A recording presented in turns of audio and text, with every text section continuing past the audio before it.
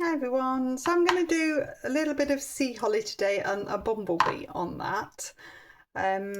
It's quite a nice little subject to do. I'm on a little bit of Saunders Waterford. It's 5 by 7 inches. I've got 3 brushes, a round number 10 and round number 6 and a rigger and a Cotman palette which is linked in the description. So I'm going to get a nice background wash on first of all.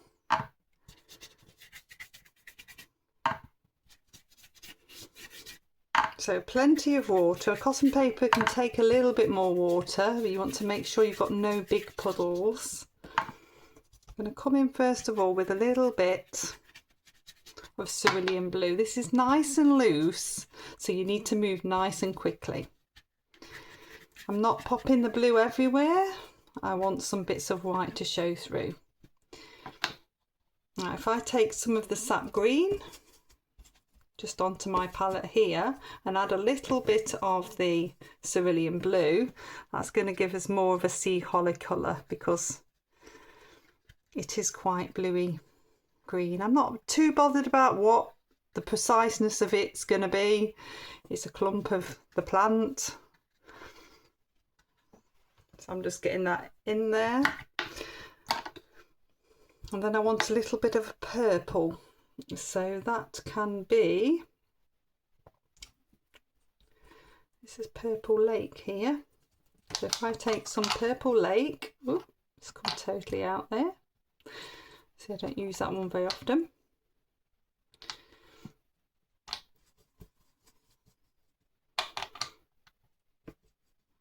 Purple Lake, and I'm going to take some of the cerulean blue in.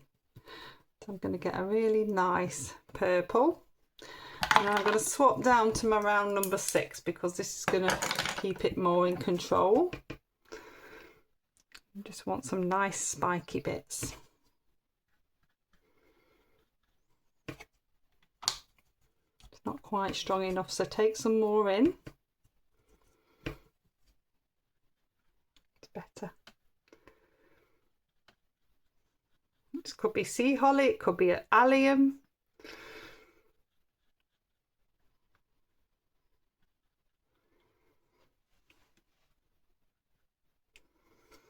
If you want any in the distance, you want to stick those in as well. It always tends to work quite nicely as threes.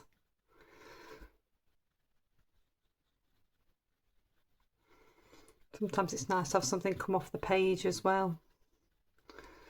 Make this one a bit bigger. See, I'm just working through the green. You can do that.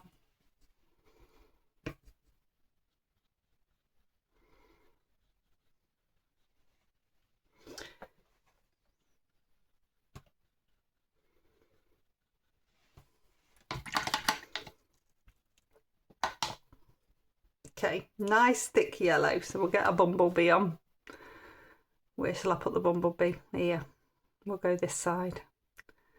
Get the nice shape of the bumblebee in. See, it's how it's still nice and wet, but it's not too wet that you're going to get it flowing too far.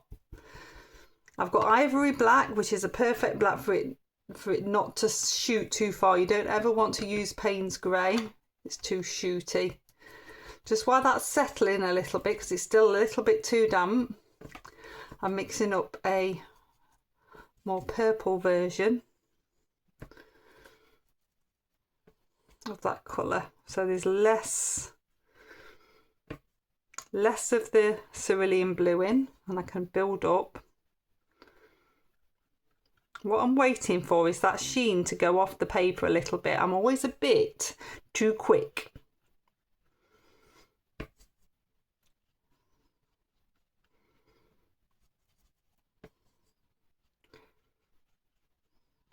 I'm just building this up a little bit. As something starts to dry and you take in more colour, it gives a different tone. It's like a different thickness to it. I accidentally put a few streaks of cerulean blue in there and it looks quite nice. So I'm going to leave that. It's building up. That lovely little bee still sat there. Okay, so I'm coming into the ivory black. I want this nice and thick. I'm going to dab it off. thicken it up again, dab it off. I'm going to take in the bits of the bee.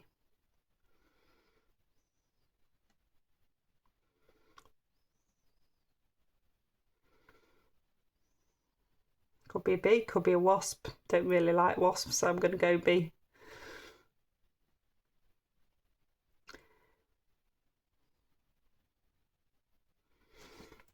Much prefer a bumblebee to a wasp, though we seem to be plagued by them this year. And what I'm going to do is take my rigger. It's wet, but I've taken the water off, and then I'm just going to pull so that I start to get some legs and some bits on this bee. You can have a wing coming here, a wing there. You can't really see both wings when it's sideways.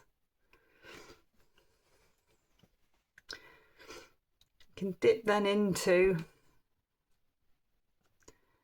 the ivory black.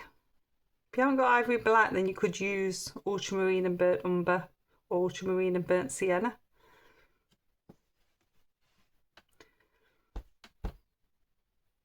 Take a little bit more on this bee here.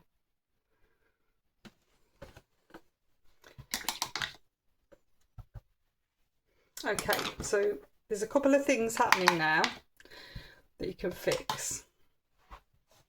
So if you've got a bit of a yellow bottom, you can just, with a dry brush, push that back in. What's happened here is I've lost the yellow. So if I just, with again a nearly dry brush, I'm taking it out and dabbing it off.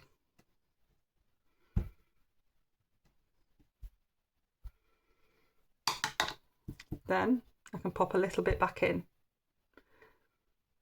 That should stop it going any further. So there's little things you can do when it's wet, and there's things you have to do when it's totally dry. Now let me see if I can get a different tone within. So if I take a little bit of alizarin crimson and a little bit of ultramarine, these are still just about wet enough to have a bit more built up into the flowers.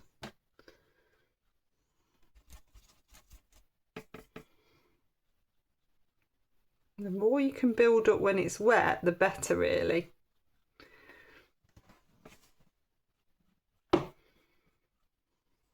Just going to stroke in a few little bits more. It's just giving it a really nice movement.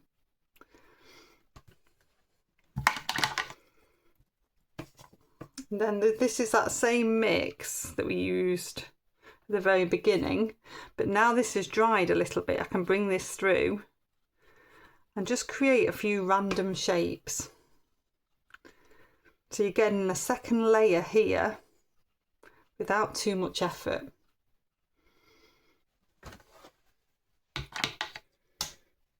can dip into a little bit of ultramarine, just bring a bit of that in there as well. Random strokes. See how I'm holding the brush right at the end, so I'm not too controlled in what I'm doing. I want random. Okay, I'll dry that one off. Okay, so that's nice and dry now, and there's one big lesson to learn now at this point, which is less is more. And I don't always follow this lesson myself, but I try my hardest. So if I bring in, this is that same green again, I've just mixed up a tiny bit more. And I'm going to do a few strokes. They tend to be quite spiky, the sea holly. I've got some in the garden and it all forever spikes me when I'm weeding. But it is very pretty. I'm just going to do a few random strokes, keeping the softness there. It's just giving it a little bit more definition. Just keep remembering less is more. Just keep saying it to yourself. Right, so this one was alizarin crimson and ultramarine blue.